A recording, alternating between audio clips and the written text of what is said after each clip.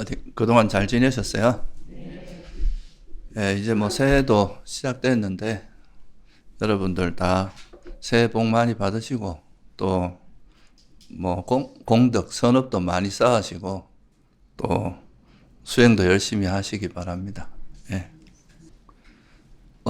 오늘은 지난 법회 때 했던 이제 내용에서 이어서 이제 설명을 하려고 하는데요. 먼저 이제 그 개라는 거에 대해서 한번 다시 조금 전체적인 이해를 좀 하고 본론으로 들어가려고 하는데요. 우리가 보통 이제 삼학이라고 들어보셨죠, 그죠? 개정해, 삼학 이렇게 이야기하는데, 근데 보통 이제 개정해라고 이렇게 많이 알고 있고 그게 일반적인데 또 팔정도를 이제 좀 살펴보면 이제 팔정도 8가지 중에 정견, 정사유 요거는 해에 해당하고요. 정어, 정업, 정명은 개에 이제 배대될 수 있고 정정진, 정념, 정정 요거는 정으로 분류를 해요. 그러면 실제 이제 팔정도에서 그 나오는 순서로 보면 개정해가 아니고 해 개정 이렇게 돼 있잖아요, 그죠? 그거는 이제 뭘 의미하냐 하면은 이게 팔정도가 물론 이제 8가지 요소로 이렇게 설명을 하자니까 8가지 요소로 이루어져 있지만 실제로 이 8가지는 한 몸입니다. 같이 작용하는 거로. 그래서 이 팔정도는 복수가 아니고 단수로 한다고 이야기를 하거든요. 쓸 때도. 그래서 이 8가지가 같이 하는데 우리가 개라는 것도 사실은 이 청정도론에서는 보면 이제 개를 공부하고 그 다음에 이제 삼매, 지혜 이런 순서대로 설명이 되어 있는데 이거를 이제 너무 이렇게 구분해서 이해하기보다는 좀 이 개정해가 같이 어우러져 움직이는데 그 중에서도 특히 이제 바른 방향성을 가지고 계를 지키는 게 되게 중요하기 때문에 팔정도에서도 보면 바른 견해를 기반으로 해서 계를 지켜야지 안 그러면 이 계라는 그 항목에 너무 빠져가지고 이제 계를 이제 항목을 지키는 게 잘못됐다 이런 이야기는 아니고 그러다 보면 좀 계를 너무 이제 좀 고지식하게 편협되게 이렇게 할 수 있는데 우리가 이 계의 목적은 그냥 어떤 규칙을 해서 사람을 얽어매기 위한 게 아니라 괴로움의 소멸에 있잖아요. 그죠?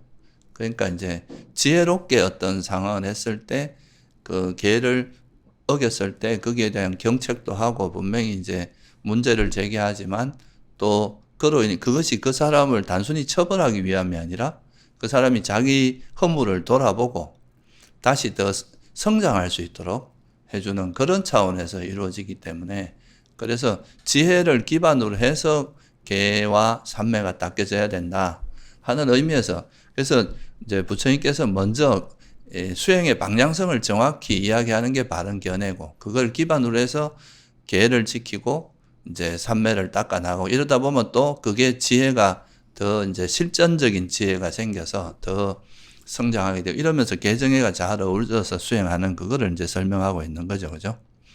그래서 그 부분을 좀 이해하시면 그 개를 좀 이해할 때 너무 개가 우리를 구속한다 또는 뭐 너무 이게 이제 이렇게 해서 어떻게 사냐 이렇게 생각할 수도 있는데 이 개가 우리 마음의 지혜와 삼매를 성장시켜 주는데 굉장히 좋은 역할을 한다는 거 이런 걸 좀 이해하면 좋을 것 같고요. 그리고 이제 보통 이제 계라는 거 삼매와 지혜 이런 거는 조금은 이제 그 수행적으로 되게 수행에 조금 더 이래 수행적인 냄새가 많이 나지만 계라는 건 실제 우리 삶에서 그 보여지는 모습들이잖아요, 그죠? 주로 삼매나 지혜 이런 건 주로 이제 정신적인 영역에 해당한다면 이 계라는 거는 이제 그런 정신적인 우리 마음의 상태가 일상 속에서 어떻게 드러나느냐. 그러니까 말로서 어떻게 드러나고 행동으로 어떻게 드러나고 또 우리가 살아가는 생계, 먹고 사는 문제에서 또 어떻게 드러나고 이런 거를 좀 구체적으로 하는 거라서 그래서 보통 계라는 거는 비구계는 보통 한마디로 그렇게 이야기합니다. 비구들의 삶의 모습이다. 삶이다. 비구들이 어떻게 살아가야 될지를 보여주는 거다. 그렇다면 이제 제가자의 계나 이런 거는 이제 제가자의 불자의 삶으로서 어떻게 살아야 될 것인가, 그 삶의 모습을 좀 구체적으로 보여주는 거다. 이렇게 이해하면 되겠죠, 그죠? 그래서 이제 첫 번째 지난 시간에 했던 계에서 이제 여러 가지 설명을 했지만 그건 좀 약간은 부수적인 거고, 가장 이제 중요한 거가 계목이라고 들었죠, 그죠? 계목. 여러분이 아까도 우리가 5개를 수지했잖아요, 그죠? 여기서 5개에서 조금 더 이제 나가면 8개라고 있죠, 그죠? 8개는 뭐가 들어갑니까? 이제 5개에다가 5불씩이 들어가고, 넓고 큰 침상에서 자지 않는 거, 그죠? 그리고 이제 우리 치장하고 이런 거, 그런 거 안 하는 거, 그 다음에 이제 불가무, 음주, 춤추고 노래하고 이런 거 이제 가능하면 듣지도 말고 보지도 말는 그 시간 동안에 하루라도 그 8개를 이제 지키는 거는 이제 5개보다는 조금 더, 매일 지키기가 이제 쉽지 않으니까 이제 제가자들은 한 달에 한 6번 정도? 보통 이제 6번 이야기하는 게 뭐냐 하면 이제 음력으로 8일하고, 그러니까 15일 단위로 하잖아요. 그죠? 15일인데 14, 15. 그 다음에 금음날하고 전날. 그리고 그 중간에, 그러니까 8일하고 23일. 그런 식으로 하면 한 6일 정도 나오잖아요. 그래서 그렇게 해도 되고, 여러분들은 또 이렇게 법회 있는 날을 해도 되고, 하여튼 이건 원래는 이제 음력 그런 날에 하는 겁니다. 근데 이거는 이제 자기가 다 지켜도 되지만 또 때로는 자기가 가능한 날에 한 번에 오늘은 8개를 지키겠다. 이렇게 해도 되겠죠. 그래서 이 5개는 이제 특히 제가자에게 해당되는 계율은 5개와 8개인데 이건 계목. 그러니까 우리가 부처님께서 이거 특히 5개만 잘 지켜도 남에게 거의 비난받을 일 없고, 그리고 5개가 잘 지켜지는 나라에서는 다툼이 없다 하잖아요. 그죠? 그럼 진짜 전륜성왕이 나타난 때는 5개를 다 지킨다고 하잖아요. 다들. 사실 그렇잖아요. 거짓말만 안 해도 이 세상이 참, 5개 중에 하나, 그죠? 거짓말만 안 해도 이 세상이 정말 이게 다툼이 없어질 거예요. 그죠? 요즘은 워낙 거짓말을 많이 하는 세상이라 가지고, 그런 뉴스에서도 그런 이야기를 하더라고요. 요즘은 이제 이게 이제 거짓이 진실이 되고 이런 게 혼돈되어 있는 시대라고. 그러니까 실제로 이제 자기가 사실을 이야기하지도 않으면서 사실하고 우겨대면 또 그게 사실처럼 돼버리는 그런 시대가 된다. 그래서 이제 5개라는 게 우리가 삶을 살아갈 때 꼭 지켜야 될 삶의 어떤 도덕적인 기준이다. 그래서 이것만 잘 지켜도 우리가 남에게 비난받지 않고 적어도 악처에 떨어지지 않고 선처에 태어날 수 있는 그런 조건이 되고, 또 이게 기반이 돼서 우리가 또 지혜나 삼매가 깊어졌다고 하는데 일상에서 말이나 행동이 이제 그를 따라가지 못하면 그것도 또 문제잖아요. 그죠? 그러니까 이게 어떤 우리 도덕적인 기준이 되기도 하고, 또 자기가 이제 수행한 모습이 현실에 드러날 때, 삶에 드러날 때 어떻게 드러나는지 이런 걸 또 가늠할 수 있는 가늠자도 되고 그렇습니다. 그래서 특히 이제 수다원이 이제 수행의 어느 이제 성사의 첫 번째 단계인 수다원만 돼도 절대 5개를 어기지 않는다고 하잖아요. 그죠? 그러니까 이게 되게 중요한 기준점이 될 수 있다는 겁니다. 그리고 이제 그래서 계를 이야기할 때 이제 청정도론에서 이야기하는 계에서 제일 중요한 게 이제 첫째는 이제 계목, 부처님께서 제정하신 이 계목을 지키는 거죠. 이렇게 하지 말라는 걸 자기가 잘 이해가 되든 안 되든 지키려고 애쓰다 보면 그게 이제 몸에 익으면서 그렇게 사는 삶이 이제 된다 이거고, 두 번째는 감각 기능의 단속이라고, 이게 이제 오늘 하려고 하는 거는 감각 기능의 단속입니다. 이 감각 기능의 단속이 있고, 그 다음에 세 번째가 이거는 이제 계목이나 감각 기능의 단속. 계목은 그냥 어떤 정해진 규칙만 지키는 거지만 감각 기능의 단속은 좀 더 수행적인 측면이 강합니다. 이거는 우리가 보고 듣는 이런 오감으로 또는 육감으로 들어오는 이런 경계에 번뇌 일어나지 않도록 항상 정신 차리고 이걸 잘 단속하는 의미라서 이건 조금 더 수행의 측면이 그러니까 단순히 계보다는 조금 더 나아간 측면이고요. 그리고 또 우리가 살아가는 데 있어서 제일 중요한 게 뭡니까? 먹고 사는 문제잖아요. 그죠? 다 먹고 살자고 하는 건데, 일단은 생명을 유지하기 위해서는 음식이 필요하고 뭔가 필수품이 필요하잖아요. 그래서 그런 생계를 어떻게 할 것인가. 그 생계의 이제 대표적인 게 4가지 필수품이 있어요. 이제 서임들 같은 경우는 특히 4가지고, 세속에서는 그보다 훨씬 더 많은 게 있겠지만, 그래서 그런 거에서 그런 거를 청정하게 하기 위해서는 어떻게 해야 되는지. 요렇게 해서 우리 이제 수행자들이 살아가는 데 있어서 처음에 계를 잘 지키고, 또 이 계를 어기지 않기 위해서 감각 기능을 잘 단속하고, 그리고 이제 일상 속에서 이제 먹고 사는 문제, 필수품, 이런 걸 우리가 어떤 마음으로 대해야 되는지, 이렇게 정리한 게 바로 이 4가지, 요소입니다. 그래서 청정도론에서도 계를 이야기할 때 이 4가지를 제일, 중요한 걸로, 취급을 하고, 요 4가지에 대해서 좀 더 강조를 많이 하는 그런 게 있다고 보시면 돼요. 지난번에 계목의 단속에 대해서는 어느 정도 설명을 드렸기 때문에, 계목이라는 거는 이제 그 각각의 항목을 이야기하는 거라 그랬죠. 그죠? 그러니까 뭐, 살아있는 생명을 죽이지 말라. 이게 이제 죽이지 않는 게, 이게 뭡니까? 이것도 하나의 계목이고, 도둑질을 하지 않는, 주지 않은 것을 가지지 않는 계를 지키겠다는 요게 또 하나의 계목이 되겠죠. 그죠? 그래서 그런 것들을 5가지 형태의 계목을 부처님께서 딱 이제 정말 요거는 그래도 불자라면 이건 지켜라 하고 내세운 게 5개입니다. 그래서 그거를 이제 지키는 것이 계행에서 가장 중요하고, 두 번째는 감각 기능의 단속. 감각 기능은 보통 우리가 이제 뭐하고 관계, 우리가 살아가면서 결국은 인간이 살아간다는 거는 6가지 문을 통해서 외부 세상을 인식하면서 살아가잖아요. 그죠? 눈으로 들어오는 게 있고, 귀로 들리는 게 있고, 이런 외부의 경계를 우리가 받아들일 때 그 받아들이는 그 문을 잘 단속을 함으로써, 그런 번뇌에 노출되지 않도록. 우리가 보통 이제 계를 어기는 것도 그 뒤에 이면에 보면 뭐가 있어서 계를 어기겠습니까? 다 욕망이나, 그죠? 성냄, 화, 이런 게 깔려 있으니까 그걸 통해서 이제 내가 뭐 나한테 이게 이익이 안 된다 하면 내가 이걸 사실대로 말하면 나한테 큰 피해가 올 것 같다. 이래 생각하니까 거짓말 하는 거잖아요. 그죠? 그리고 이제 내 분노를 못 이겨서 남을 해칠 수도 있고, 내가 남의 재산을 빼앗기 위해서 그런 욕망 때문에 남을 해칠 수도 있고, 이래서 그 뒤에 숨어 있는 기본적인 거는 이제 번뇌란 말이죠. 탐욕이나 성냄, 이런 것들이 이제 이런 계를 어기게 만드는 거기 때문에, 이 감각 기능이라고 하는 건 이제 우리가 어떤 대상을 만나는 그 자리에서 어떤 경계를 볼 때 여기에 번뇌가 작동하지 않도록 이 대상에 대해서 좀 단속을 잘 하는 이런 측면이기 때문에, 이게 이제 되게 어떻게 보면 이제 단순히 계를 지키는 것보다는 훨씬 더 좀 고급 수준이겠죠. 그죠? 수행이라는 게 들어가니까. 그래서 이 감각 기능의 단속에서 필수적인 거는 바로 이제 알아차림이라고 할 수 있겠죠. 그래서 내가 어떤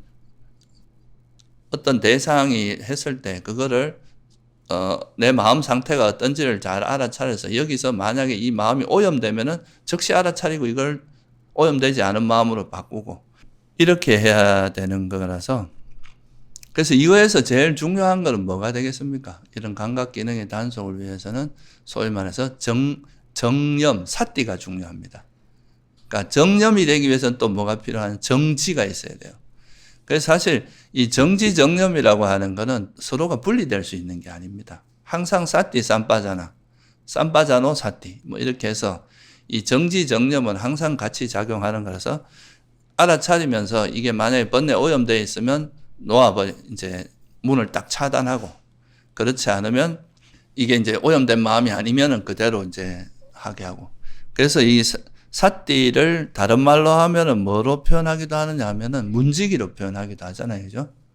문지기가 여기 문을 지키고 있다가 이제 이 사람은 우리가 잘 아는 사람이고 해를 끼치지 않는 좋은 사람이다 하면 들어오게 하고, 그렇지 않으면 탁 막아버리고, 당신은 안 돼 하고 막아버리고, 이게 이제 문지기의 역할이잖아요. 그죠? 그거를 가능하게 하는 게 바로 이제 정념이거든요.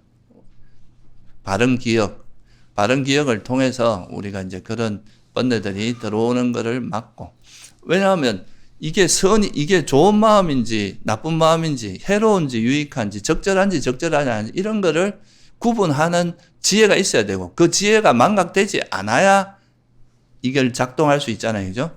그래서 그거를 이제 하는 것이 그런 역할을 하는 게 바르게 이해하고 그것을 잊지 않고 그걸 적용하는 거 이게 바로 정지정념입니다. 그래서 이 정지정념이 중요합니다. 이거를 그냥 한마디로 뭐 알아차림이라고 하고 알아차림을 통해서 이런 이제 정지정념이 개발되는 거죠. 그죠? 그래서 감각기능의 단속에 관한 계에서 경전을 보면 어떻게 나오냐면 그런 눈으로 형상을 보매 또는 이제 귀로 소리를 들으매 이런 이제 한 가지만 하면 나머지는 그냥 유추해서 이해하면 되겠죠. 눈으로 형상을 볼 때 그 표상을 취하지 않으며 또 세세한 부분상도 취하지 않는다. 전체상과 부분상 이건 무슨 말이겠어요? 내가 예를 들어서 이제 어떤 수행자가 어디 가다가 보통 이제 젊은 수행자가 이성을 봤을 때 좀 마음이 혹하기 쉽잖아요. 그럼 아름다운 여성을 봤어요. 그러면 그 여성의 전체 이렇게 처음에 딱 볼 때 그 전체 상이 있을 거 아니에요. 그죠? 그러면서 거기에 아름답다라는 왜곡된 인식이 여기 포함되겠죠? 일반적으로. 이게 이제 아름답다라고 인식이 되면 거기에 그 다음에 그렇게 인식을 하는 거를 우리가 여기서는 그냥 간단히 표현해서 전체 상이라고 표상을 취하지 말라 이렇게 표현한 겁니다. 그래서 그 사람을 보지 않을 수는 없잖아요. 그죠? 보는데 거기에 그 대상이 마치 아름다운 속성이 있는 것처럼 착각하는 그렇게 되고 나서 그게 이제 거기에 대해서 그렇게 되면 이게 좋은 느낌을 받으면 우리가 뭐가 달라붙습니까? 이제 욕망이 달라붙잖아요. 그러면 계속 보고 싶을 거 아니에요. 그죠? 그러면 이제 전체 상에서부터 얼굴을 뜯어보기 시작하는 거죠. 이제 귀도 보고 눈도 보고 이제 이게 이제 세상입니다. 점점 더 세밀하게 생각이 자꾸 이제 굴러가는 거겠죠. 그렇게 하다 보면 이제 이 생각이 멈추질 않습니다. 그래서 보통 우리 이제 번뇌가 탐욕이 자랄 때 첫 번째 그거에 이제 그 뭐랄까 이게 소스가 되는 거. 밥의 역할, 우리가 이제 자랄 수 있는 밥의 역할을 하는 게 느낌입니다. 우리가 봤을 때 뭔가 행복한 느낌이 들고 그리고 나면 거기에 대해서 이제 인식은 좀 반찬 같은 역할을 해요. 전체적인 모습을 즐기다가 그 다음에는 이렇게 코를 즐기다, 귀를 즐기다, 뭐 이렇게 모습을 다양하게 바꿔주는 것 이게 반찬 같은 역할을 하는 거죠. 그게 인식입니다. 요 세부적인 사항을 취하면서 이 느낌을 지치지 않도록 이 느낌이 계속 자라도록 그러니까 멈추지 않도록 해주는 그러면서 이제 그 느낌과 인식의 작용 때문에 탐욕이 계속 지속되면서 이제 멈추지 않는 거라고 할 수 있겠죠. 그래서 이제 전체상과 부분상을 취하지 않으면 만약에 이제 이렇게 하지 않으면 뭐가 일어난다는 거예요. 거기서 이제 아름답다는 인식과 전체상도 취하고 부분상도 취하고 이러다 보면 계속 탐욕이나 또 그게 그러다가 또 그게 뜻대로 안 되면 또 화도 일어나고 탐욕과 성냄 그러니까 탐욕스러움과 정신적 고통이란 정신적 고통은 이제 성냄하고 관계 있습니다. 나쁘고 해로운 법들이 그에게 물밀듯이 흘러 들어올 것이다. 그러니까 마음에 잘 단속을 하지 않으면 그런 번뇌가 쭉 흘러 들어와서 그냥 우리 마음을 헤집어 버릴 거다. 마치 도둑이 들어와서 우리 집안의 모든 걸 훔쳐가듯이. 그래서 그러지 않으려면 이걸 마음을 잘 단속해야 되는데 이 단속하는 것의 역할이 뭐냐는 거예요. 뭐가 이런 걸 단속할 수 있겠느냐? 바로 이제 정지정념이다. 알아차림을 통해서 정지정념이 된 특히 이제 정념의 역할이 큽니다. 우리가 사띠라는 걸 잘 생각을 해보면 여러분이 예를 들어서 이제 경전에도 경국지색경이라는 경이 있습니다. 거기 보면 사띠를 뭐로 비유하냐면 어떤 이제 많은 사람이 있고 정말 아름다운 사람 여인도 있고 이런 이제 있는 데서 어떤 사람이 그 물을 이렇게 머리에 이고 물동이를 들고 가는 거예요. 그러면 그 가다 보면 한눈 팔면 어떻게 되겠습니까? 물이 그냥 쏟겨버리겠죠? 그러니까 이걸 한눈 안 팔고 그 주변에 그런 아름다움이나 시끄럽고 번잡한 거에 현혹되지 않으면서 자기가 정신 탁 차리고 이렇게 가야 되는. 그러지 않으면 뒤에서 목을 벤다는 거예요. 그 이제 결국은 이제 뭐 번뇌가 일어나는 거에 비유할 수 있는데, 그런 상황이라면 이 사람은 물을 한 방울도 안 흘리려고 막 되게 조심해서 갈 거 아니에요, 그죠? 그런 걸 사띠의 정념에 비유를 하고 있는데, 그거는 뭐냐 하면 내 앞에 있는 게 어디로 가야 안전하고 어디로 가야 위험하고 이런 거를 놓치지 않고 잘 기억하고 있어야 되겠죠. 그런 거를 우리가 놓치게 되면은 함정인지 모르고 밟게 될 거고 위험한지 모르고 가게 되고, 그렇게 정신 바짝 차리고 해야 될 것과 하지 말아야 될 것, 유익한 것과 유익하지 않은 것을 정확히 알고 기억하고 가는, 이 힘이 사띠의 힘이거든요. 그게 이제 몸에 배어야 되거든. 그거를 가능하게 해주는 거는 이것이 위험하고 이건 적절하고 적절하지 않고 이거를 알게 그걸 통찰하는 힘은 지혜입니다. 근데 그거를 잊지 않는 그 힘은 또 정념이 되는 거죠. 그래서 이 정지, 정념은 항상 같이 갈 수밖에 없기 때문에 수행에서 특히 알아차림을 통해서 이 정지, 정념이 생기게 됩니다. 그래서 이걸 통해서 딱 보고 저 사람, 우리가 이제 마음 상태에 대해서 우리가 수행을 하다 보면 이 마음은 해롭고 이 마음은 유익하고 이런 거에 대한 노하우가 많이 생길 거 아니에요, 그죠? 그러면 마음이 탁 일어나는 순간, 이거 욕망이야 하고 알아차리면 이 욕망이 지속되지 않도록, 이게 욕망은 지속되면 지속될수록 버리기 어렵거든요. 그래서 빨리 알아차려서 이게 이제 지속되지 않도록 하는 거는, 이건 욕망이구나라는 거를 알아차리기 위해서는 이 욕망, 우리 경험에서 이게 욕망이라는 걸 정확히 기억하고 있어야 되거든요. 그러니까 그게 이제 필요하고, 또 이건 욕망이 없는 마음 상태라는 걸 명확히 인지하고 있으면 또 그렇게 할 수 있고. 그래서 이게 이제 사띠의 힘이, 바른 기억의 힘에 의해서 이것을 수행을 할 수 있기 때문에 이 감각 기능의 단속에서 가장 중요한 면은 알아차림과 소위 말해서 이 사띠 힘입니다. 바른, 특히 삼마사띠, 이 정념이라고 하는 삼마사띠를 통해서 그것이 가능해진다. 그래서 이제 이런 것을 잘하면, 우리가 감각 기능의 단속을 잘하면 이제 이런 현상들에 현혹되지 않고 그냥 볼 때는 보기만 하고 딱 보이는 그대로 보고, 여기에 탐욕이나 성냄이 그걸 좋다 싫다 이런 이제 달라들지 않기 때문에 그냥 보고 듣고 감지하고, 우리가 소위 말해 견문각지를 하는 건데, 그 보고 듣고 맛보고 냄새 맡고 이제 감지하고 아는 이 견문각지를 하는데, 여기에서 견문각지하면서 우리는 보통 막 분별을 하잖아요. 좋고 싫고, 이거는 좋고 이건 마음에 들고 이건 싫고 막 이런 게 들어가는데, 그런 거 없이 그냥 있는 그대로 보는 힘이 생긴다. 좋은 건 좋은 걸로 보고 나쁜 건 나쁜 거 보지만 거기에 현혹되지 않는다. 이거를 그냥 표상을 취하지 않는다. 이렇게 표현한 겁니다. 그렇게 하면은 이제 이게 감각 기능이 잘 단속이 돼서 우리가 마치 문 단속을 잘하면은 그 집에 도둑을 안 맞는 것처럼 우리 마음의 문은 뭡니까? 결국은 눈과 귀와 감각 장소일 거 아니에요, 그죠?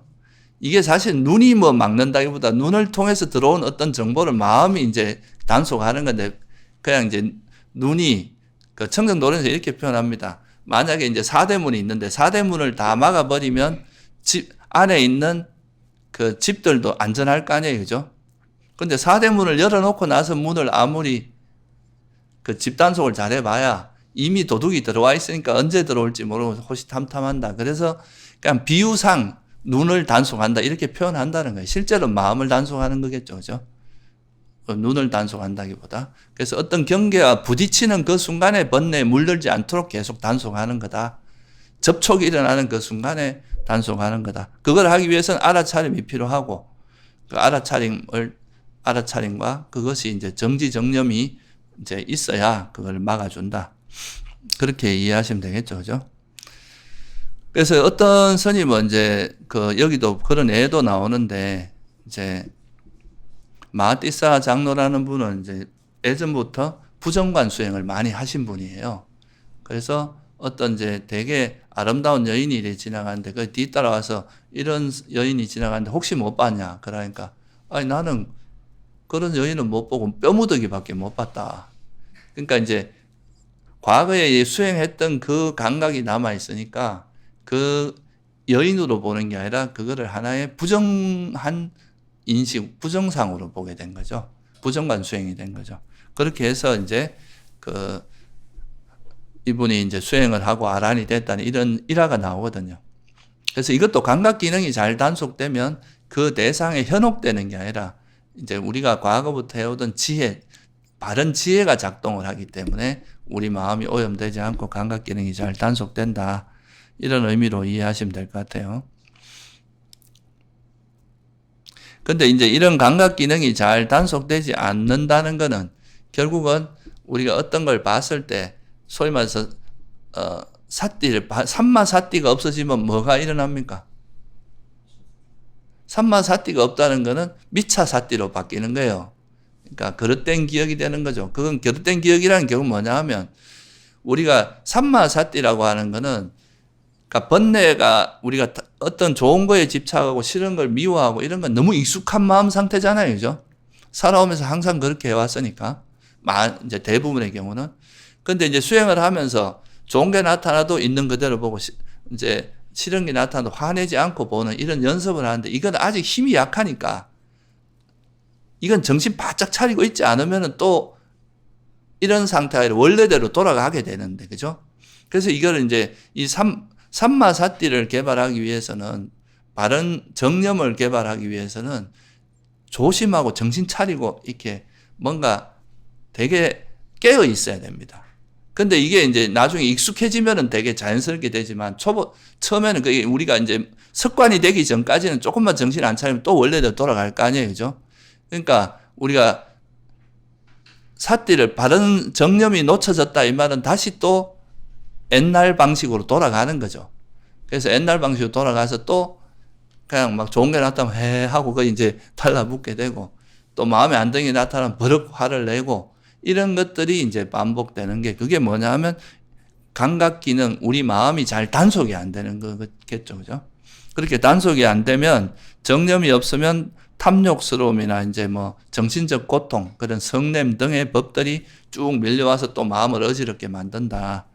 그래서 이런 단속을 잘하는 게 또 우리가 감각 기능을 잘 지키는 것. 이것도 계라고 보는 거죠. 좀 고급 의미에서. 우리 마음의 문을, 이제 어떤 대상과 접촉하는 그 자리의 문을 잘 지켜서 그거를 이제 번뇌가 일어나지 않도록 하는 그런 방식으로 하는 거. 이것도 넓은 의미에서는 계라고 볼 수 있다. 이걸 잘하기 위해서는 그 전제 조건이 뭐라는 거예요? 사띠가 되게 이제 정념, 그러니까 바른 기억이 중요하고 여러분이 정확히 그걸 통찰하고 몸에 체득돼 있어야 그게 잘 안 되거든요. 이걸 가능하게 하는 거는 알아차림을 통해서 정지정념이 개발되고 정지정념이 개발될수록 그걸 방어하는 문지기의 힘이 강해지니까, 그죠? 여러분 마음이 이제 지혜의 힘이 점점 강해지고 그거를 잊지 않는 힘이 강해지면 강해질수록 이런 도적을 방어하는 힘이 훨씬 강해질 거 아니에요, 그죠? 그래서 이제 그게 가능해진다. 그래서 이 감각 기능의 단속은 사띠의 힘으로, 정념의 힘으로 가능하다. 알았차님? 그래서 이 감각 기능을 문단속을 잘함으로써 우리 마음의 번뇌가 일어나지 않는 것. 이게 바로 중요한 계의 부분이다. 이렇게 이해하시면 되고. 그래서 이제 계목을 첫째 이제 계를 잘 지켜야 돼요. 일단 이거는 그냥 내가 좀 하기 잘 이해가 안 되거나 하기 싫어도 그냥 말이나 행동으로 행하지 않는 것만 해도 번뇌가 어느 정도 통제가 되는 거거든요. 그래서 이제 계목을 잘 지키고 조금 더 섬세하게 들으면 이거는 좀 말과 행동을 단속하는 의미가 커요. 계목이라고 하는 거는. 근데 조금 더 나아가면 우리 마음을 단속하는 측면이 감각 기능의 단속이라고 할 수 있어요. 물론 이제 감각의 문을 단속하는 거지만 그 본질은 그 감각의 문에서 들어온 걸 분별하는 우리 마음을 단속하는 거라고 볼 수 있겠죠. 그죠? 그래서 그게 마음의 문을 단속하는, 그게 감각 기능의 단속이다. 이렇게 볼 수 있고. 그 다음에는 생계. 그러니까 이렇게 계를 잘 지키다 보면 우리 삶 속에서 이제 먹고 사는 거에서 생계를 청정하게 하는 거. 예, 여러분들은 이제 뭐 직업을 가질 때 이제 남에게 해로운 것들 있잖아요. 그러니까 뭐 남을 해치거나 뭐 마약이나 뭐 이래 뭐 술 같은 거 이런 것도 사실 좋은 건 아니고 남을 취하게 하는 거. 그러니까 그런 것들을 하지 않는 거라고 한다면 또 스님들은 이제 조금, 여긴 주로 출가자에 대한 이야기가 주로 많이 나오는데, 이것도 뭐 제가자들도 해당이 되겠지만 주로 출가자들인데, 출가자들은 이제 원래 그 출가를 하면은 뭐로 가지고 살아야 됩니까? 보시물로 살아야 되잖아요. 그러니까 어떤 제가자의 보시를 받아서 그걸 통해서 이제 공양물을 통해서 이제 생계를 이어가는데, 이거를 그냥 이제 내가 정진을 열심히 해서 수행을 열심히 해서 덕이 높아지고 수행력이 높아져서 자발적으로 이렇게 하게 하는 게 아니라 이제 계략을 쓰거나 이제 쓸데없는 말을 하거나 암시를 하거나 비방을 하거나 이덕으로 이덕을 구하는 이런 방식으로 해서는 안 된다. 이거에 대해서 이야기하는 겁니다. 그러니까 우리가 수행을 열심히 해서 이제 그 덕과 지혜를 개발함으로써 높게 함으로써 이제 제가자들이 보시하는 분들의 복전이 되어주고, 그러니까 그렇게 이제 수행을 번뇌가 적은 사람, 적으면 적을수록 그 보시하는 분에게 돌아가는 복의 크기가 커지거든요. 그러니까 이제 그런 복전이 되어주는 그렇게 해야 되는데, 그게 아니라 그냥 약간 좀 바르지 않은 수단을 써서 머리를 써서 보시를 유도하는 이런 행위를 해서는 안 된다. 이게 바로 이제 생계 청정에 대한 겁니다. 그러니까 바르게 생계를 하는 거는 이제 우리가 아까 말씀드린 그런 방식이고, 삿된 생계에 이제 몇 가지가 있는데 그 중에 이런 5가지로 요약하면 계략이라는 게 있고요. 이건 뭐 쓸데없는 말, 암시, 비방, 이덕으로 이덕을 추구함 이렇게 설명을 하고 있습니다. 첫째 이제 학습 계율과 관련된 우리가 이제 이런 삿된 생계를 하지 말라고 계목으로 정해진 게 있어요. 그 첫 번째가 뭐냐 하면 대망어죄입니다. 내가 깨닫지도 않았으면서 아란이라고 거짓말하면서 그렇게 거짓말하면 이제 사람들은 아란이라고 생각하고 막 공양을 올릴 거 아니에요, 그죠? 그럼으로써 자기가 이제 많은 공양을 받고 편안하게 지내려고 하는 이런 거를 대망어라고 합니다. 그러니까 자기가 의도적으로, 자기가 모르고 이런 거는 또 약간 다른 문제인데, 자기가 의도적으로 자기가 진짜 깨닫지도 않았으면서 깨달았다고 하면서 그걸 통해서 하는 거, 이런 거를 대망어죄라고 하는데, 이거는 이제 사바라이죄, 그러니까 스님으로서 쫓겨나는 거에 들어갑니다. 그게 첫 번째 있고, 그러니까 자기가 정말 이렇게 성자의 법을 얻지도 않았으면서 마치 얻은 것처럼 해서 신도들한테 보시를 유도하는 이런 절대 하면 안 되겠죠. 이게 사실 옛날에 실제 부처님 당시에 그런 일이 있었어요. 어떤 스님들이 흉년이 들어가 먹고 살기가 힘들었는데, 마치 이제, 근데 이 사람들만 되게 얼굴이 포동포동해가 온 거야. 부처님께 왔는데, 원래 해제한 부처님께 인사하러 온단 말이에요. 어떻게 된 거냐, 그러니까 우리가 먹고 살기가 힘들어서, 흉년이 들어서, 근데 우리가 아란이라고 뻥을 치니까 사람들이 공양을 많이 하더라. 이래가 막 부처님께서 되게 혼내면서 앞으로 절대 그러면 안 된다 해서 만들어진 계가 이게 이제 대망어죄입니다. 이런 것이 첫 번째고, 또 두 번째 또 중요한 것 중에 하나가 이제 스님들이 중매를 하는 경우가, 중매하면 또 뭐 옷도 주고 뭐 이래 국수도 사주고 뭐 그런 게 있잖아요, 그죠? 중매하는 거 이것도 못하게 돼 있어요. 왜냐하면 중매를 했는데 잘 살면 다행인데, 둘이가 결혼해서 잘 살면 다행인데, 결혼하고 나서 막 이혼하거나 뭐 이렇게 헤어지거나 이런 문제, 예전에도 이제 어떤 스님이 이것도 그런 연유가 있거든요. 어떤 스님이 했는데 남편이 그 사람을 좀 마음에 안 들어가 노예로 뭐 했던가 뭐 이런 일이 있었어요. 그러니까 이것 때문에 이제 막 스님들이 중매하고 막 이랬다고 막 비난을 하게 된 거예요. 그래서 부처님께서 이거 하지 말라고 정한 거거든요. 그래서 이렇게 중매를 하는 거는 성잔죄라 그래서 바라이죄는 이제 성단에서 쫓겨나는 죄고, 그 밑에 그 다음으로 중요한 게 성잔죄라는 게 있어요. 이게 뭐냐 하면 적어도 이 죄를 저지르면 6일간 별주라 그래서 따로 살아야 되고 20명 이상의 스님에게 그 참여를 해야 이 죄가 원래대로 돌아오는 되게 중요한 죄입니다. 그것이 이제 그런 죄로 중매하는 걸 하지 말라고 되어 있는 거예요. 스님들이 원래 중매하면 안 돼요. 그러니까 스님들 보고 좋은 사람 소개시키다 이런 말 하면 안 됩니다. 그리고 또 이제 또 하나는 이제 내가 직접적으로 말하는 건 대망어죄인데 내가 아란인 것처럼. 근데 그게 아니라 아란인 냄새만 풍기는 거예요. 실제로 내가 아란이라 이렇게 명시적으로 이야기하는 게 아니라 마치 아란인 척 하면서 이렇게 하는 것도 이제 이런 거를 툴라짜야라 그래서 이게 미수죄라 그러거든요. 완전히 그 죄가 성립된 건 아니고 이걸 완전히 성립되면 이제 성단에서 축출당하는 건데 그게 아니라 약간 간접적으로 우회적으로 하는 거라서 이것도 좀 큰 이제 참회 범주에 들어가지만 이런 것도 이제 해서는 안 된다. 그런 게 있고요. 또 이제 스님들은 주는 대로 먹어야 돼요. 그러니까 주지 않은 사람에 가서 달라고 하면 안 되거든요. 달라고 하는 건 다 계에 어긋나는 거예요. 그러니까 이렇게 탁발하러 가서 주면 받고.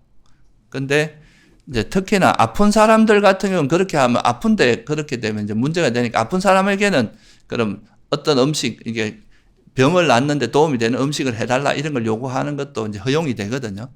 근데 아프지 않으면서 맛있는 음식을 해달라. 예를 들면 요즘 말로 하면 고기 해달라고 뭐 해달라고 이렇게 하는 것도 삿된 생계에 들어간다. 이것도 그러니까 옛날에 맛있는 음식은 그거였대요. 우유, 뭐 기름, 우유 기름이나 생버터, 꿀, 생선, 고기, 우유 뭐 이런 것들이었는데 이런 것들을 내가 아프지도 않으면서 해달라고 하는 거는 이건 참회에 들어간다. 그래서 이거는 실토해서 다른 사람이 실토하면서 참회해야 되는 그런 거다. 이렇게 이야기하죠.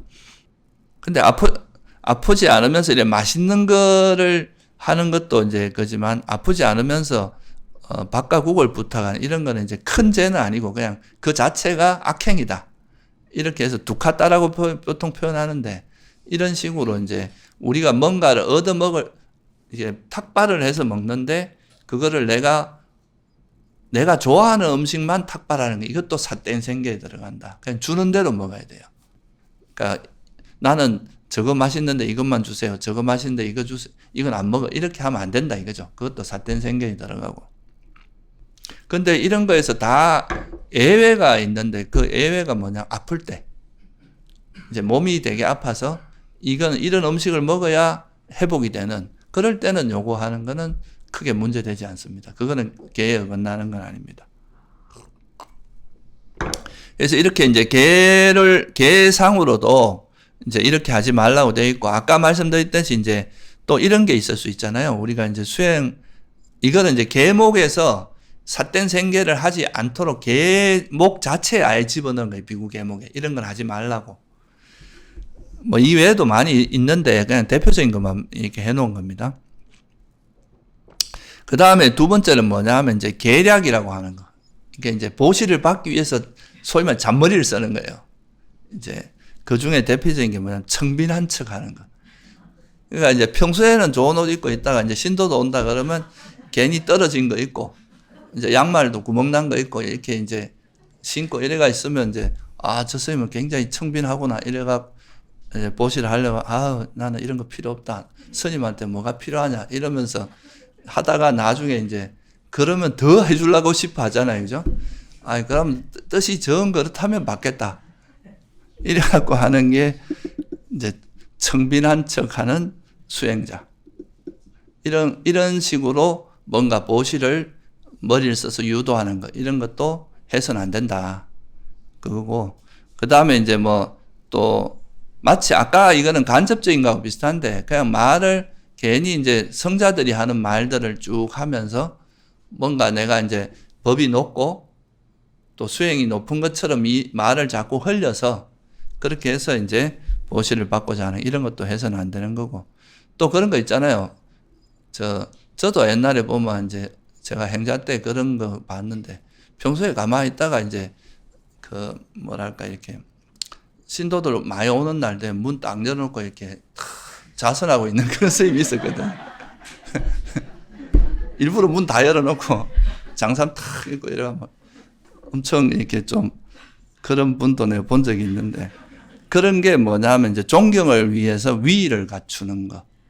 그러니까 평소대로 하는 게 아니라 뭔가 자기를 내보이기 위해서 괜히 걸어갈 때도 뭔가 이렇게 실제 수행하는 사람도 있겠지만 이제 위로서 그렇게 하는 이런 것도 이제 바람직한 모습이 아니다. 그러니까 이것도 아마 이런 이야기가 이제 계율로 나온 거는 당시에 이제 그런 식의 모습을 보이는 스님들이 있었던 거예요. 그러니까 이제 그렇게 하지 말라. 이렇게 하는 거는 수행자답지 않다. 그렇게 해서 이제 하지 말라고 한 거죠. 이런 걸 계략이라고 합니다. 그러니까 보시를 받기 위해서 뭔가 머리를 써서 사람들에게 보시를 하도록 유도하는 것. 이런 거를 이야기하는 거고요. 두 번째는 이제 쓸데없는 말. 이건 뭐겠어요?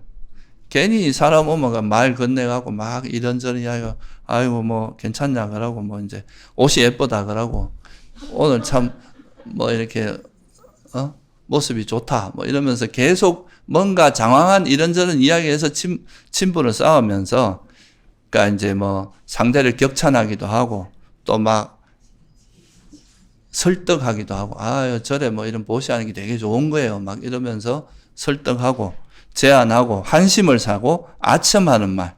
그거 막 되게 그 사람에게 이제 그런 말들을 함으로써 이렇게 호감을 얻어서 그걸 통해서 이제 보시를 받으려고 하는 이런 것도 이제 하지 말라. 이것도 삿된 생계의 대표적인 모습이다. 이렇게 이야기를 합니다. 그래서 계략과 쓸데없는 말. 또 세 번째는 뭐냐면 암시. 이런 식이에요. 그러니까 저기 송아지가 전에, 저건 젖소의 송아지가 아닐 거야. 만약에 그렇다면은 스님들한테 보시를 했을 텐데, 뭐, 이런 식으로. 그러니까, 이제, 암시를 주는 거죠. 그러니까, 저기 뭐, 저게 있는 것 같은데, 저런 거는, 저게 만약에 있었으면 스님들한테 보시를 했을 텐데, 저걸 안 한 거 보면 아니겠지. 이렇게 이야기함으로써, 암시에, 그리고 뭐, 요즘 뭐 절에 뭐 쌀이 떨어졌다 뭐 이런 식으로 해서 뭔가 그 보시를 할 수 있는 암시를 전해줌으로써 보시를 하도록 만드는 것 이런 거를 암시라고 표현합니다. 이게 보면 여러 가지 사례가 나와 있는데요. 괜히 이제 뭐 어디 가니까 뭐 이제 저기에 뭐가 있는데 그거를 없다고 하니까 저기 광 안에 뭐가 있는데 이런 식으로 이야기하면서 이제 보시를 한다거나 그렇게 하는 게 암시에 해당하고요. 이거는 그러니까 쉽게 말해서 우회적으로 직접적으로 이야기하는 게 아니라 뭔가 보시를 할 수 있도록 유도하는 이런 말을 이제 암시라고 하고요. 그 다음에 비방. 이거는 이제 욕을 하는 거예요. 저 사람은 돈도 많으면서 왜 보시도 안 하냐. 이렇게 이제 계속 비방을 함으로써 그 비방을 듣기 싫어서 보시를 하게 만드는 그러니까 안 좋은 소문을 내거나 뭔가 그 사람에 대해서 이제 좀 안 좋은 이야기를 계속 이렇게 알림으로써 비방을 통해서 그러니까 뭐 그 사람에 대해서 보시를 하게 만드는 거. 이걸 이제 비방이라고 이야기하고요.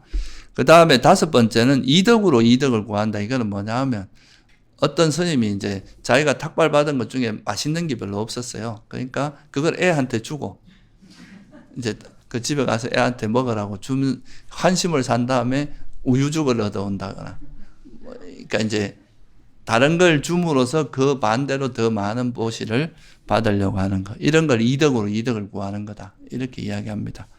여기 보면 이 청정도론에 보면 그런 거에 대한 이건 좀 옛날 이야기라서 현재 들으면 조금은 그거 하다 싶을 수 있는데 일종의 뭐 이제 스님들이 원래 이제 제가자한테 선물이나 뭐 이런 걸 하지 말라고 돼 있거든요.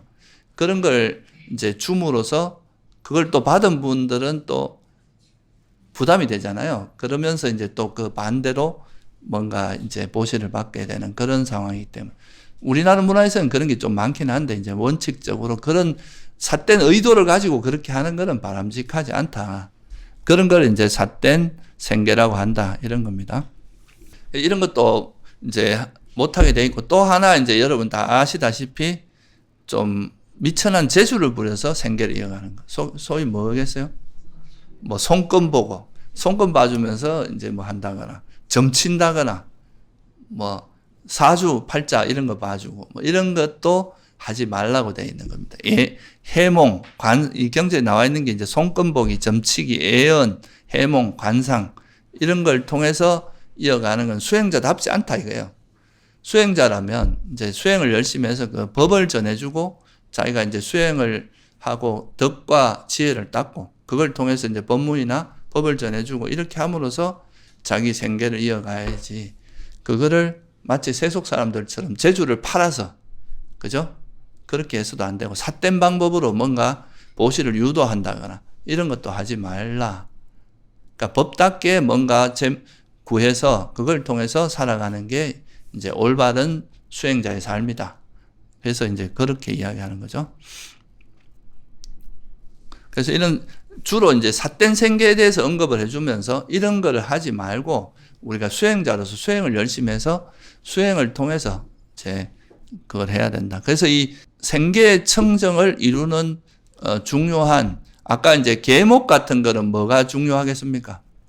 계목을 지키는 데는 신심이 중요하겠죠. 왜냐하면 이건 부처님께서 제정한 거니까 이건 내가 뭐 가타부타 부처님께서 분명히 우리의 이익을 위해서 제정한 거다. 그래서 그거는 믿고 따르는 거예요. 그래서 오계나 이런 거는 믿고 따르는 겁니다. 그냥. 근데 이제 감각기능의 단속은 사띠의 힘이 필요하죠. 정념, 이런 바른 기억의 힘으로서 그걸 이어나가는 거고, 그리고 이 삿된 생계를 극복하는 방법은 정진입니다. 열심히 수행함으로써 바른 정진을 통해서 극복 가능하고, 그 다음에 이제 이런 생계를, 이런 삿된 생계가 있는데 우리가 이제 특히 스님들이 살아가는 데 있어서 또는 뭐 일반적으로도 가장 중요한 게 뭐겠어요? 의식주겠죠. 그죠? 의식주 3가지가 있고, 그 다음에가 이제 의약품, 아플 때 쓰는 거. 그래서 이제 세속에서도 그 4가지가 되게 중요한 부분인데, 출가자들 같은 경우도 옷이 있고요. 옷이라 그러면 주로 이제 이런 성복을 이야기하겠죠.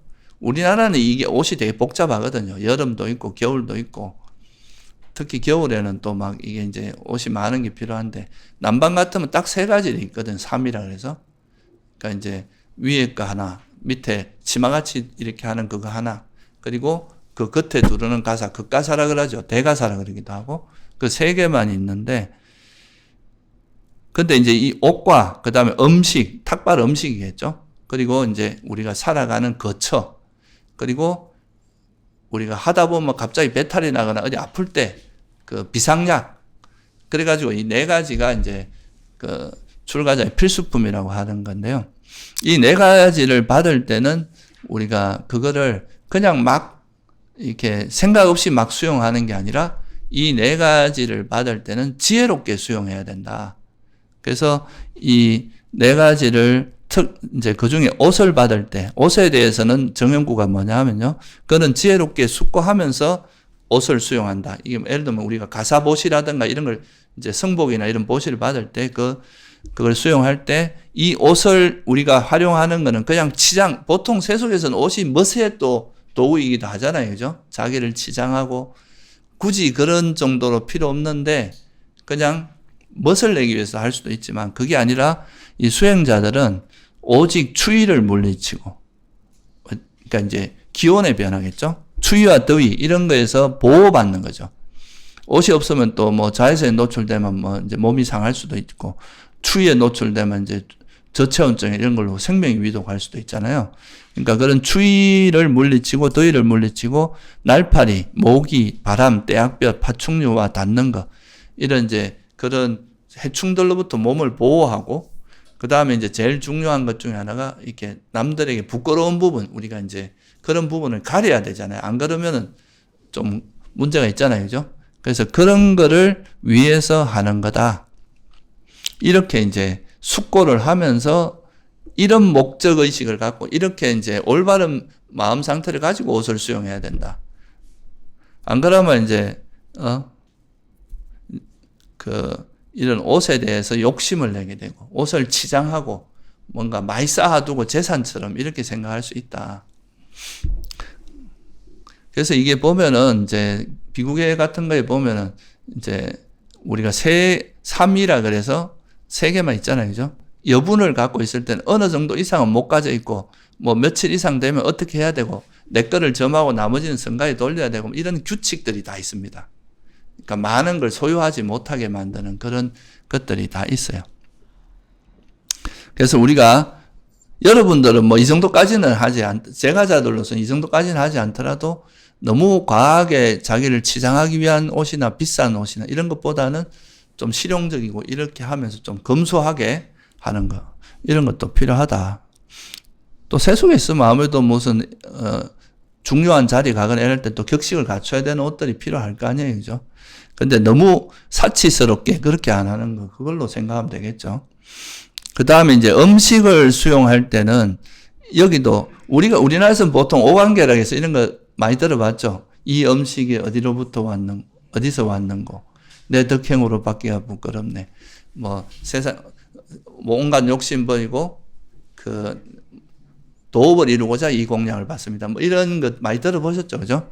그거에 이제 FM 버전이 뭐냐 하면 이제 즐기기 위해서도 아니고 이 음식을 수용할 때 나는 이 음식을 즐기기 위해서도 아니고 취하기 위해서도 아니고 즐기기 위해서 요즘 뭐 맛집 투어 이런 거 많이 하잖아요. 그죠?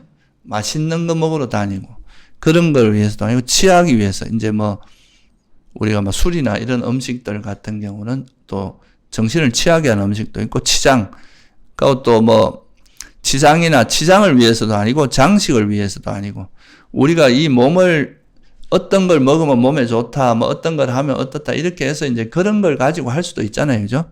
그런 치장이나 장식을 위해서도 아니고, 오직 이 몸을 지탱하고 유지하고, 그러니까 잔인함을 쉬고, 이 말은 우리가 배가 고프면 이제 육체적인 고통이 오잖아요. 그죠? 그런 고통을 쉬고, 청정범행을 잘 지키기. 그러니까 도업을 이루고자 이 공양을 받습니다 할 때 그 청정범행을 닦기 위해서 이 음식을 먹는 거지.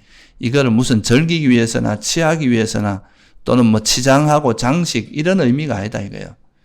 그냥 이 몸이 건강을 잘 유지해야 여러분 몸에 또 정신이 엄청 영향을 많이 받으니까 그런 의미에서 그러다. 그래서 나는 오래된 느낌 뭐겠어요? 이제 배가 고프고 뭐 이런 것들이겠죠. 그죠? 그거를 물리치고 새로운 느낌은 뭐겠어요? 오래된 느낌을 물리치고 새로운 느낌이 일어나지 않다. 너무 많이 먹으면 어때요? 배도 더부룩하고, 배가 아프기도 하고. 그러니까, 과거에 이제 배가 고픈 걸 물리치기 위해서 음식을 먹었는데 너무 과식을 해가지고 오히려 또 새로운 고통이나 힘든 게 일어날 수도 있잖아요. 그렇게 되지 않게 하라 이거죠. 그래서 나는 잘 건강할 것이고 비난받을 일이 없고 안온하게 머물 것이다 라고 생각하면서 이렇게 반조하면서 이 음식을 받으면서 이 음식의 의미를 반조하면서 먹으면 이제 우리가 경제에도 보면 우리가 음식에서 적당량을 하라 이런 말 많이 들어봤죠. 굉장히 자주 나옵니다. 음식에 적당량을 하라. 너무 과하게 먹지 말고 그냥 우리 건강을 유지할 정도로만 먹어라. 그게 이제 그래서 어느 정도 먹다가 배가 부르기 전에 한 몇 스푼 전에 숟가락 놔라. 이렇게 이야기하죠. 그렇게 하면 이제 이게 바로 음식에 대한 이제 청정.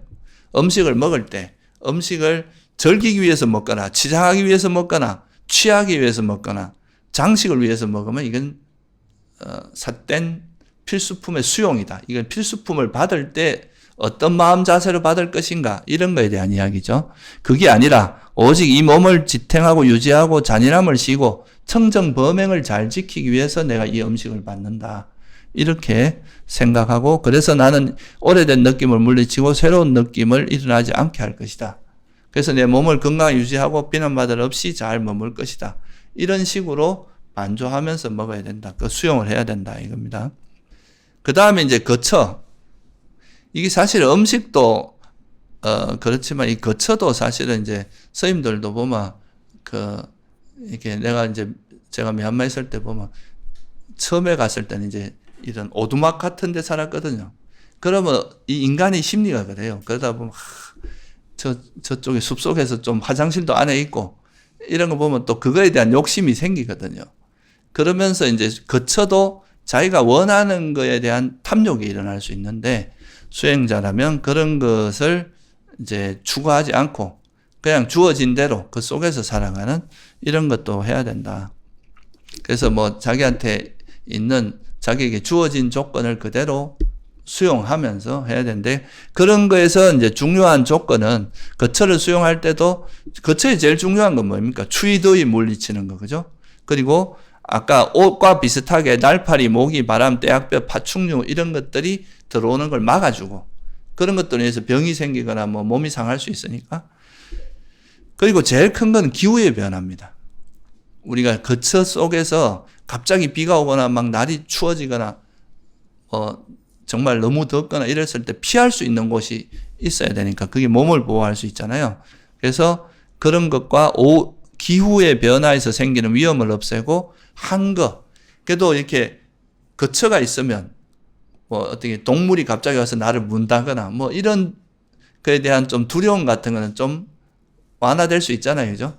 그러니까 좀 편안하게 머물 수 있는 그런 이제 조건이 되겠죠. 그러니까 기후의 변화 또는 외부의 그런 위험에 대해서 좀 보호해주는 측면이 있으니까. 그래서 이런 정도에서 내가 거처를 수용하겠다. 너무 화려하고 좋은 집, 좋은 잘 갖추어지고 장식되어 있고 막 쌍들이제가 있고 막 이런 게 중요한 게 아니라 우리가 추위나 더위를 치고 또 그런 해충으로부터 보호하고 기후의 변화를 막아주는 정도면 이게 우린 충분하다. 그런 의미로서 이제 거처를 수용하는 거고요. 그리고 이제 의약품은 보통 비상약이라고 생각하시면 됩니다. 그러니까 우리가 최소한의 이제 예를 들어 숲속에 혼자 수영하는데 갑자기 뭐 병원에 가거나 이러기 어렵잖아요. 그럼 배탈 났을 때 배탈약이라든가 뭐 갑자기 감기에 걸렸을 때 먹는 이런 최소한의 그런 이제 기본약은 가지고 있어야 되니까 그런 거를 이제 가지는 거 이거를 이야기하는 거죠. 그래서 그는 지혜로 이 의약품을 받을 때 어떻게 하냐면 병구안을 약품을 수용할 때 오직 일어난 고통스러운 느낌을 물리치고 병 없음을 최상으로 하기 위해서. 그러니까 우리가 병이 들면 되게 아프잖아요. 요즘 뭐 독감이 유행한다 그러는데 독감이 되게 요즘 심하게 온다니까 다들 건강 조심하세요. 근데 이런 감기나 뭐 몸이 아플 때 막 엄청 고통스럽잖아요. 그런 고통을 없애주고 몸을 또 안정시켜야 우리가 수행을 좀 할 수 있잖아요. 몸이 아프면 또 신경이 온통 그쪽으로 가니까 수행하기가 어렵단 말이죠. 그러니까 이제 그런 오직 일어난 고통스러운 느낌을 물리치고 병 없음을 최상으로 하기 위해서이다. 아마도 이거에 대해서 반조하는 게 아마 우리 법요집에 나오지. 네, 법요집에 보면 이 4가지 필수품에 대한 반조가 있습니다. 옷에 대한 거, 그 다음에 이제 음식, 그 다음 거처, 의약품. 이런 걸 여러분이 뭐 스님들처럼 계속 암송하지 않더라도 이런 걸 한번 생각해 보면서 의식주를 좀 수용하면은 그것도 되게 좋은, 그게 되지 않을까 생각합니다.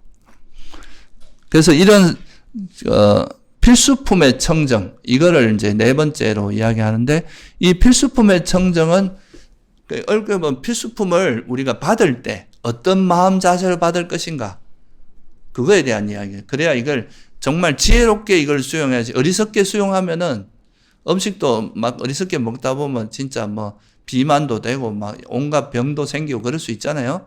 그러니까 이걸 지혜롭게 수용하는 것에 대한 이야기이기 때문에 필수품의 청정은 통찰지를 통해서 성취된다. 이렇게 이야기합니다. 이건 올바른 반조를 통해서 이루어지는 거기 때문에 이건 통찰지를 통해서 성취된다. 그래서 정리를 해보면 계목의 단속은 우리가 부처님께서 제정하신 우리가 수행자로서 살아가려면 이거는 우리가 살면서 우리에게 굉장히 많은 이득도 있고 또 도덕적으로도 훌륭해지고 또 계만 잘 지켜도 우리가 다음 생에 천상에 태어날 수 있다. 절대 악처에 태어나지 않는다. 이런 이제 수많은 이익이 있고 삼매와 지혜에도 도움이 되는. 그래서 이 5개를 제정하신 거죠. 그러니까 이거는 부처님께서 이제 엄청난 지혜를 가지고 만든 거니까 이거는 우리가 그냥 받아들이고 믿고 따라야 된다. 그래서 이 계목의 청정을 위해서는 뭐가 필요하다는 거예요? 신심. 이거는 이제 부처님의 가르침을 믿고 따르는 신심에 의해서 청정해진다는 거고, 그럼 감각기능의 단속은 뭐에 의해서 되겠어요? 우리가 알아차림과 바른 기억, 삼마사띠를 통해서 우리 문단속을 잘해야 된다. 이게 이제 그래서 이 감각기능의 단속은 바른, 그러니까 우리가 사띠빠타나라고 하죠. 염처수행이라고 하잖아요. 그러니까 바른 기억을 개발하는 이 수행을 통해서 알아차림을 통해서 정지정념을 개발하는 이걸 통해서 우리 마음의 이 마음에서 일어나는 번뇌를 막아주는 감각기능을 단속하는 게 가능해진다. 그 다음에 생계청정은 뭐예요? 그래서 보통 그러니까 뭐 생계를 위해서 세속 같은 뭐 도둑질을 하거나 남은 물건을 훔치거나 뭐 나쁜 짓을 하거나 이런 게 다 뭡니까? 정당하게 노력을 안 하고, 그죠? 쉽게 얻으려고 하는 마음 때문에 그렇잖아요. 마찬가지로 수행자들도 좀 어려운 환경을 이겨내고 열심히 수행함으로써 그런 생계를 이어가야 되기 때문에 수행을 통해서 우리가 덕과 지혜를 닦음으로써 생계를 이어가야 된다. 그게 바로 바른 정진입니다. 그래서 이 생계의 청정은 바른 정진을 통해서 가능하다. 이건 세속도 마찬가지죠. 열심히 일하고 노력해서 자기가 생계를 이어가려고 해야지 나쁜 수단으로 쉽게 뭔가 하려고 하는 이런 거는 바람직하지 않다. 이렇게 볼 수 있겠죠. 그리고 이제 필수품을 수용할 때 우리가 사실 뭐 음식이나 이런 게 되게 쉽다고 생각하지만 사실 뭐 음식이 하나 오기 위해서는 되게 많은 사람들이 노력이 들어가잖아요. 그죠? 그리고 뭐 옷도 마찬가지고. 그래서 의식주와 이런 의약품 이런 거를 수용할 때 이것이 진짜 어떤 의미라는 걸 이해하고 그걸 잘 반조해서 지혜롭게 수용하는 거. 정말 이게 옷이나 뭐 이런 걸 막 즐기거나 뭐 치장 이런 게 아니라 정말 우리가 수행자로서 내 이 몸을 보호하고 그냥 내 건강을 유지하고 이런 수행을 잘하기 위한 그런 토대로서 받아들이고 그런 걸 해야 된다. 그럼으로써 이제 4가지 청정이 완성된다. 이렇게 말하는 겁니다. 그래서 이게 이제 4가지로 4가지 청정이 되는 거고, 그래서 이런 거를 이제 필수품을 수용할 때 계를 잘 안 지키는 사람이 이제 남의 보시를 받는 거를 훔친 것의 수용이라고 합니다.